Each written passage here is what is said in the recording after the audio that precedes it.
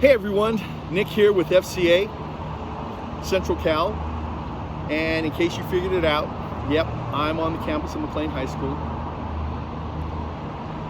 So this upcoming weekend, over half the population, over half the planet is going to celebrate the greatest event that ever took place. About 4 billion people, almost 4 billion people, are going to celebrate the resurrection, the coming back to life of Jesus Christ. After he had died, what we celebrate this Good Friday, him going to the cross for the sins of the world. Us, you and me, our mistakes, our mess-ups. And if you're not understanding what resurrection is about, it's basically Jesus keeping his promise. He said he would come back to life, and he did, because he loves you and I so much. So in my ongoing video series for the McLean FCA Huddle, talking about faith over fear, I'm reminded again of God's faithfulness, God's provision, God's protection for us. Now, I don't know where some of you are at right now.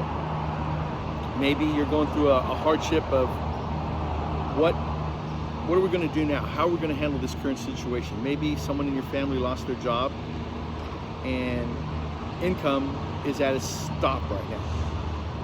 Not able to maybe make the house payment, the rent,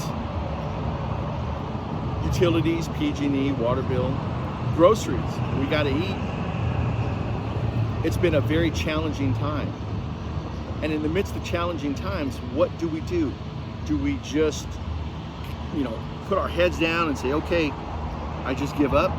Or do we put our trust and faith in God through his son, Jesus Christ, and say, okay, God, in the midst of this, I'm going to stick with you. A couple of devotionals ago, I shared about Shadrach, Meshach, and Abednego, 3 teenagers that got put into a fire because they want to bow down and conform to the majority of the basically the region around them, to this false god. God protected them out of the fire. But even when prior to them just going into the fire, they said, hey, we believe our God's going to save us, but even if he doesn't, we're going to remain faithful to him. Last week I shared with you about Moses and how he was trying to do it all by himself, not being a team player. And his father-in-law had to come in and say, hey, Moses, use the help of these other players you have beside you, these other men that can help you lead the people of Israel. So maybe, you're part of a team and you were going to face another school and they were just the overwhelming favorite. And you're like, wow, what's the use? Why even go forward with this game when the odds are stacked against us?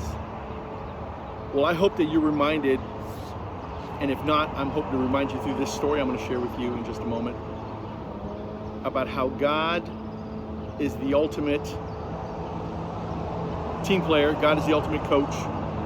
God is the ultimate when it comes to you and I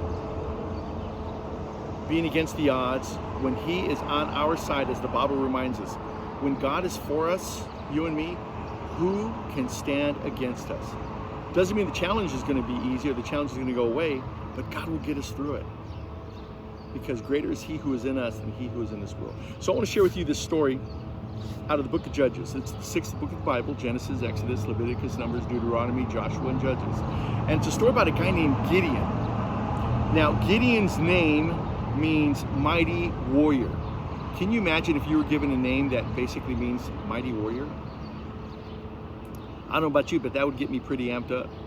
So in the 2 chapters I'm going to highlight, I'm going to go over them briefly in the next few minutes, but I just want to share with you briefly this story of Gideon, and I'm going to condense it so that it is clear and understandable to you. Starting at the beginning of chapter 6 in Gideon, it tells us again that the Israelites, God's people, the ones that Moses led out of Egypt and out of bondage that we talked about last time, the Israelites did evil in the Lord's sight, so the Lord handed them over to the Midianites for 7 years. The Midianites were not good people. The Midianites were bullies. The Midianites were a large and powerful army. Over 130,000, some Bible experts tell us. Anyway, they had a big army. That's what I'm trying to tell you. So, skipping down to verse 7, it tells us after the Israelites were hiding in caves and places in the mountains that were very uncomfortable and unpleasant, they were living in fear. They were living in fear. And again, in continuing this series over faith over fear, I want to remind you just how powerful and how protective God is of his people, and that he will never leave us or forget about us. But it's keeping that faith. It's having that faith that will carry us through. Even when we still maybe feel the fear inside, it's having the courage to move forward in spite of the fear. So listen to this. When the Israelites cried out to the Lord because of Midian, the Lord sent a prophet to the Israelites, a guy named Gideon, the mighty warrior. So this angel of the Lord appears to him and says, hey, mighty hero, the Lord is with you, in verse 12. So Gideon responds, rightfully so, with reason, sound reason, human reason. If the Lord is with us, why has all this happened to us? And where are all the miracles our ancestors told us about? Probably the ones referring to as the ones that Moses experienced. The Lord brought us up out of Egypt, but now he has abandoned us and handed us over to the Midianites. Again, I think Gideon was forgetting the fact that, hey, God's people sinned and did a lot of bad things, so God disciplines his children. He disciplines those he loves, the Bible tells us. So the Lord turns to him in verse 14 and says, go with the strength you have and rescue Israel from the Midianites. I am sending you. But Lord, Gideon responds in verse 15, how can I rescue Israel? My clan, my family is the weakest of the whole tribe of Manasseh, and I'm the least in my entire family. It's almost like he's making excuses. He was just told he was a mighty warrior, but now he's trying to maybe make excuses. I don't know. I'm not assuming anything, but that's kind of what I'm reading into this. So the Lord said to him, I will be with you, and you will destroy the Midianites as if you were fighting against one man. Now remember, the Bible tells us that they had well over 100,000 soldiers in the Midianite army. Gideon did not have that many.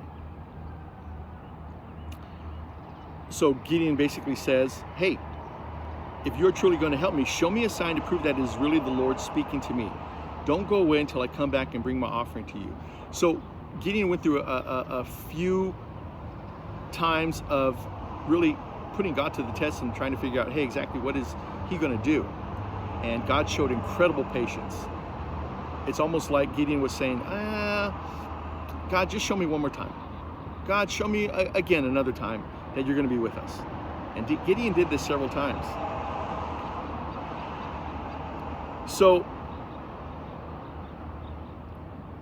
at one point, moving on towards the chapter, Gideon continues to ask for signs, and God patiently shows him another one. So then listen at the end of verse 39, at the end of chapter 6. Then Gideon said to God, please don't be angry with me, but let me make one more request. Gideon is again asking God to show him that he's going to back his plan. So starting at the beginning of chapter 7, we're shown that at one point Gideon had 32,000 soldiers. Now remember, the Midianites had well over 100,000. Gideon had a little over 30, about 32,000. So you know what God asks Gideon to do? So that it doesn't look like you guys defeated the Midianites and it was my power. God says, hey, I want you to give a break to all of those guys that really are afraid and don't want to fight. So God tells Gideon, you have too many warriors. If I let you fight the Midianites, the Israelites will boast to me that they saved themselves by their own strength. Therefore, tell the people, whoever is afraid may leave the army now. I'm like, whoa, really? So 22,000 of the 32,000 left, which left Gideon with 10,000. So God then puts Gideon's army to another test. He tells them, hey, I want you to go down and test the guys again by basically how they drink water.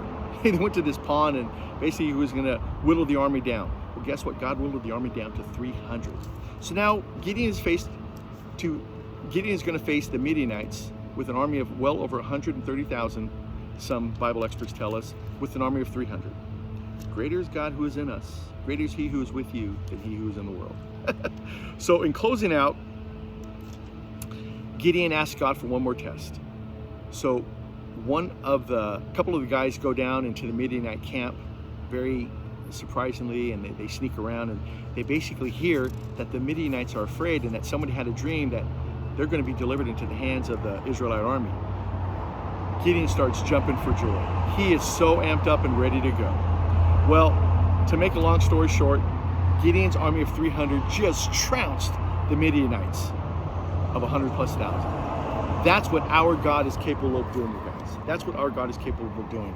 And so I want to remind you again, if you are interested in wanting one of these Bibles for free, please let Mr. Premier know, and he will let me know, and we will get it to you. You guys, don't give up. In the midst of still maybe having that fear within us, God wants to see the courage and has given us the courage to move forward in spite of the fear. He loves you more than you will ever know. He wants to protect you and provide for you in the midst of all of this, to show you, as he did with Gideon, man, I can handle anything that comes our way. Wait upon him and he will give you the strength. God bless McLean Highlanders, and we'll talk with you later.